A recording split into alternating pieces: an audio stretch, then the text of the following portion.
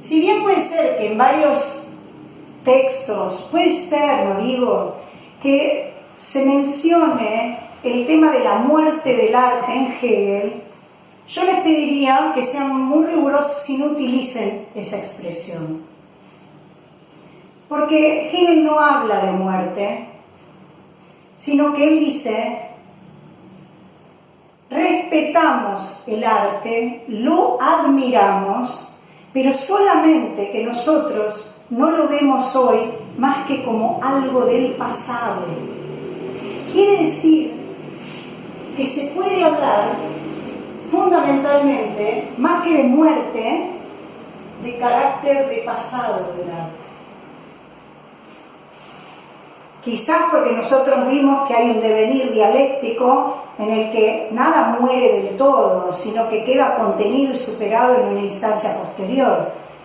De todos modos, sea por lo que fuere, seamos estrictos en eso. Después vamos a ver autores que van a hablar de muerte del arte. Pero aquí el arte es considerado algo del pasado, entonces no muere, se desvanece, se disuelve, pero no muere.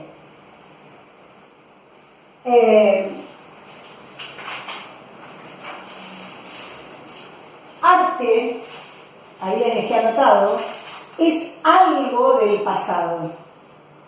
El arte es para nosotros, dice Hegel, en cuanto a su suprema destinación. ¿Cuál es la suprema destinación del arte, según Hegel? Expresar lo absoluto. Entonces dice, en cuanto a suprema destinación, es algo del pasado.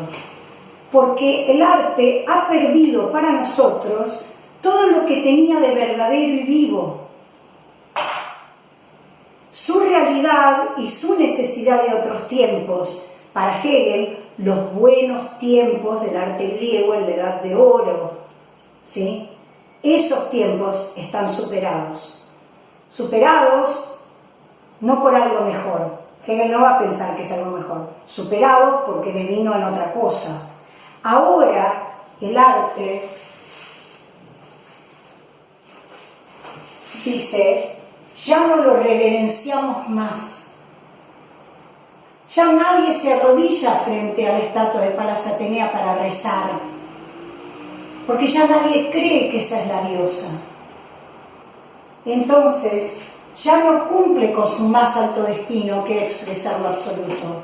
Dice, ya no nos arrodillamos más, ya no le oramos más. Ahora, dice Hegel, el arte se ha convertido en objeto de pensamiento, en objeto de reflexión. Miren qué profético, porque piensen cuánta gente hoy no entra a los museos porque dice, no, yo no entiendo.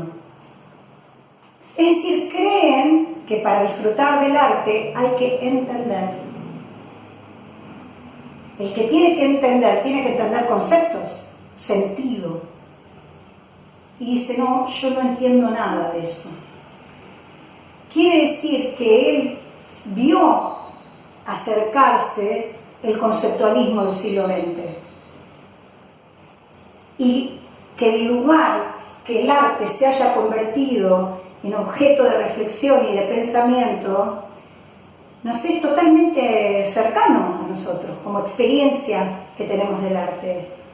Por algo en un museo, cuando hay un tour o hay una visita guiada, hay mucha gente siguiendo, porque habría algo para entender, algo que hay que entender para poder disfrutar. Como hacen falta conceptos. Todo lo contrario a lo que decía Kant del siglo XVIII, que place sin conceptos. En su lugar, dice, se ha convertido en objeto de pensamiento, y hay que pensar que Hegel está viviendo la transición, cuando él estaba vivo, la transición del neoclasicismo al romanticismo. A él no le gusta el arte de su tiempo.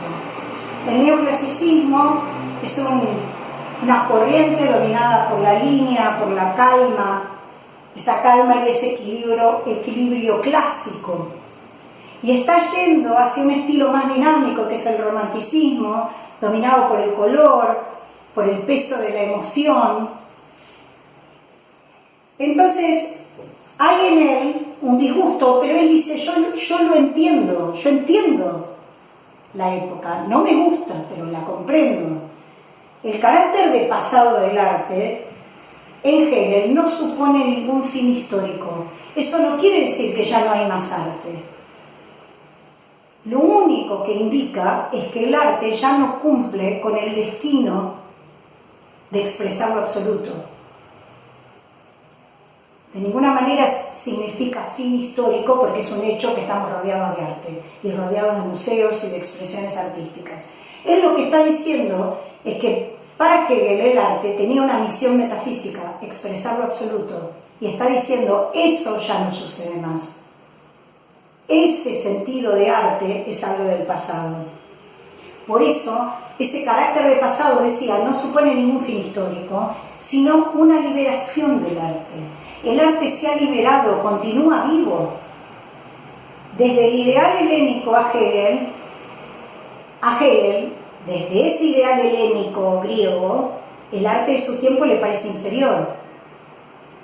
Pero por otro lado, es ambiguo o tiene un punto de vista dual, porque también él comprende la situación histórica en la que se encuentra. Él sabe muy bien cómo el ascenso de la burguesía, el capitalismo, la modernidad, él está entendiendo que se avisora en esos tiempos, lo ve la relación con procesos sociales que están marcando ese desarrollo de la burguesía y que eso trae aparejado cambios en el arte. Comprende que es una consecuencia necesaria del espíritu que se repliega sobre sí mismo y evoluciona haciendo del arte un instrumento más libre. El arte se ha ido acercando cada vez más al pensamiento y a la reflexión. La libertad de los artistas, dice Hegel, ha hecho tabula rasa, es decir, libro en blanco, con contenidos y con materiales, que no tiene otra cosa que decir que él mismo, el arte. Por lo tanto, y entonces, puede pensarse que como ya no nos arrodillamos frente al arte, ahora sí podemos captar el arte auténtico en toda su dimensión. Ven que es dual. Él se da cuenta del quiebre y se da cuenta de que se está anunciando, y de algún modo lo hace, está anunciando el arte moderno. Ya el arte nos suministra esa satisfacción a nuestras necesidades espirituales. Otros pueblos han buscado esa satisfacción y la han encontrado en el arte. Nuestras necesidades e intereses se han desplazado a la esfera de las representaciones, dice Hegel. Y para satisfacerlas debemos recurrir a la reflexión, a las abstracciones. El arte ya no ocupa ese lugar que ocupaba en el pasado. Ahora está siendo llenado por representaciones y por reflexiones. El arte mismo, dice Hegel, cita, tal y como es en nuestros días, está destinado a ser un objeto de pensamiento. Ahora fíjense, la estética de Hegel puede ser pensada como una estética objetiva. No es una estética del afecto. La de Kant era una estética del afecto porque apelaba al placer frente a lo bello. Acá no está ese elemento. Tampoco es una estética que esté ocupada por explorar las consecuencias sensibles. Es decir, a Hegel no le importa tanto la recepción de lo bello o del arte. No se ocupa de qué le pasa al sujeto en lo perceptivo, como a las estéticas empiristas, ¿no? No le interesa ese aspecto. Es más, Hegel critica las estéticas subjetivas como la de Kant, porque consideran que bloquean el estudio científico del arte, así lo denomina su estudio científico. Porque Hegel pregunta por el sentido de la cultura humana. Hegel se pregunta por la vida histórica, por la vida política a través del arte. Entonces, hay un arte que para Hegel es superficial, es vano y es decorativo. Van a ver que hay cierto desprecio por ciertas formas de arte. Ese no sería el objeto de la estética que a él le interesa. Lo que a él le interesa es el arte en tanto testimonio del espíritu de un pueblo. Eso también lo va a tener Heidegger. En Heidegger también va a pasar eso. Es decir, lo que le está interesando es el arte como espíritu de un pueblo. Es aquel momento de la historia donde un pueblo predomina. Fíjense el caso griego. En esa época, el pueblo predominante fue el griego y sus valores se van convirtiendo en universales. Pero es porque en ese momento el pueblo griego contiene esos valores y como predomina en la época, los expande y los universaliza. Otra manera de decir el arte es manifestación sensible de la idea sería el arte representa lo supremo también sensiblemente. Es decir, que en el arte se conjugan las facultades de los sentidos y del sentimiento. Los dioses griegos, para Hegel, son aptos para ser representados artísticamente. Por eso en Grecia hay arte religioso. En cambio, el dios cristiano no sería apto para representar artísticamente. Por eso el desajuste que marca con el arte cristiano. En realidad, de lo que se trata de ver es cuál es el mejor modo de ser consciente de lo absoluto.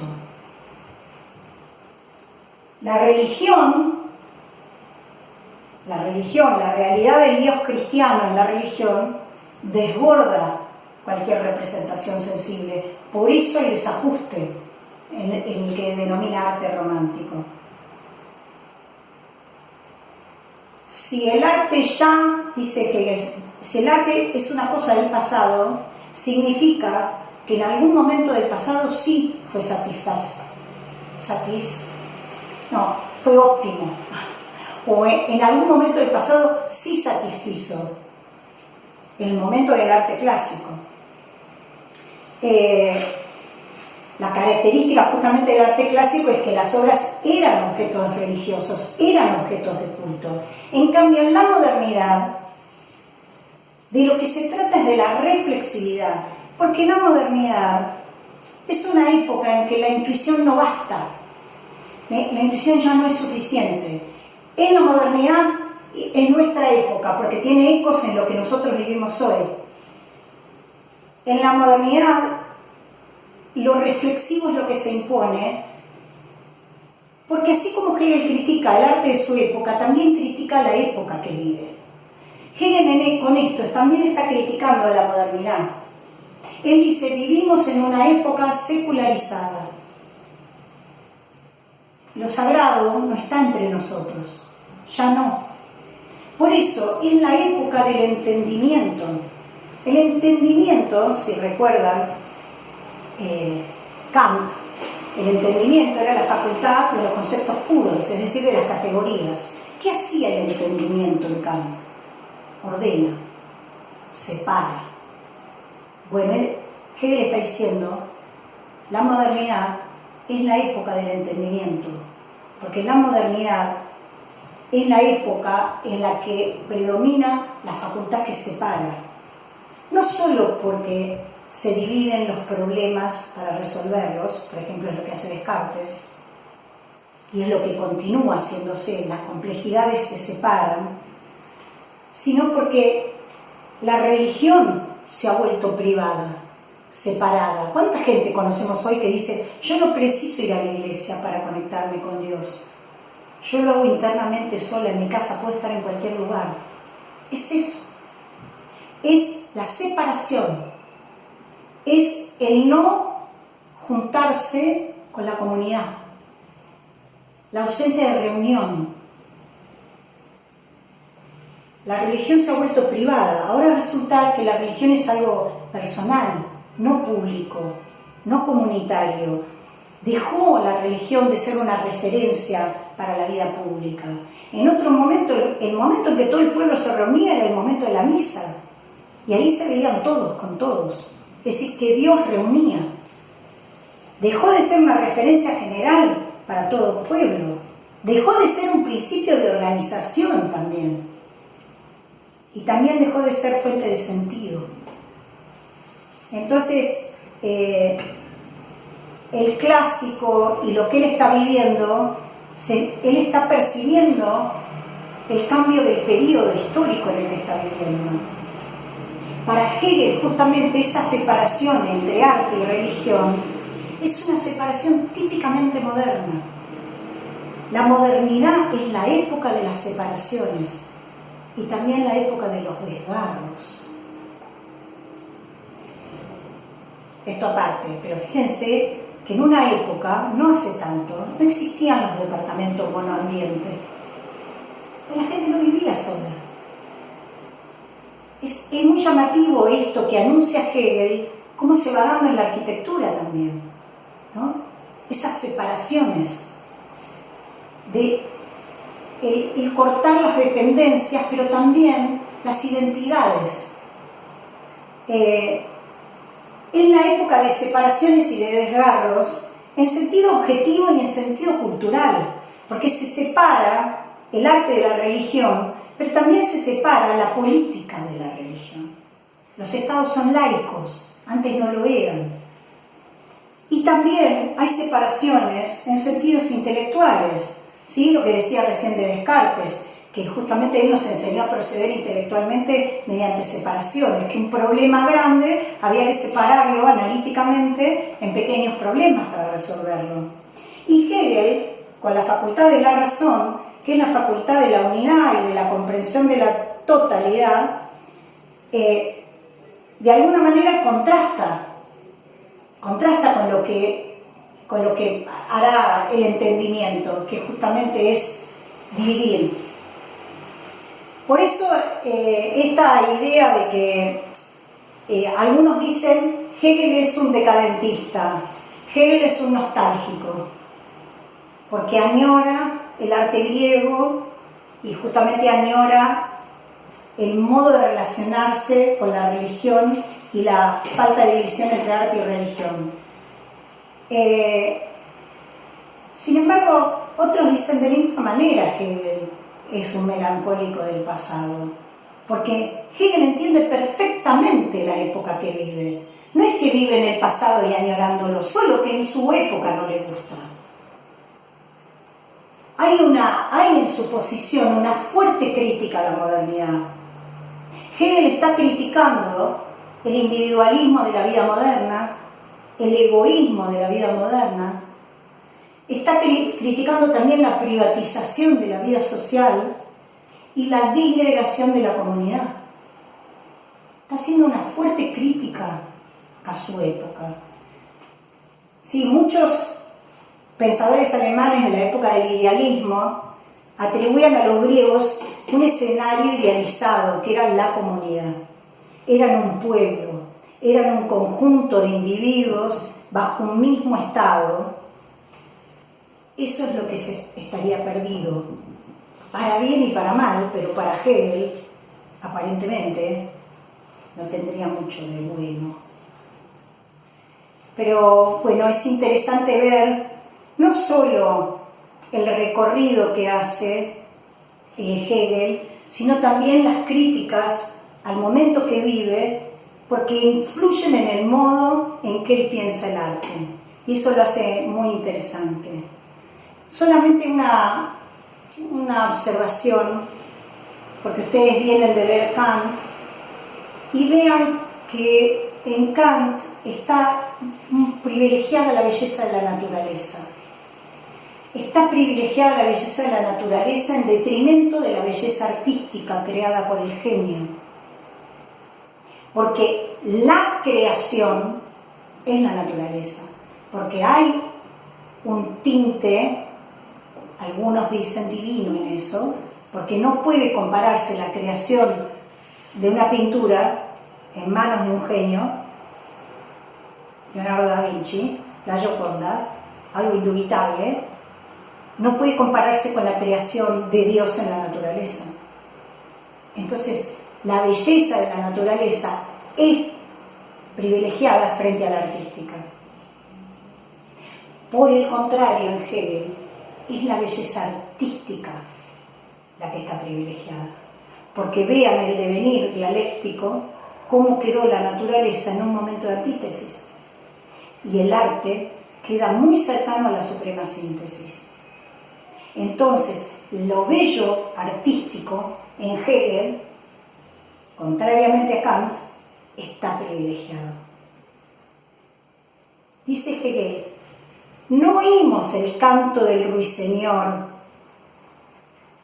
y apreciamos la belleza del canto del ruiseñor, porque nuestros oídos están educados en la música. Percibimos el canto de un pájaro como si fuera un canto.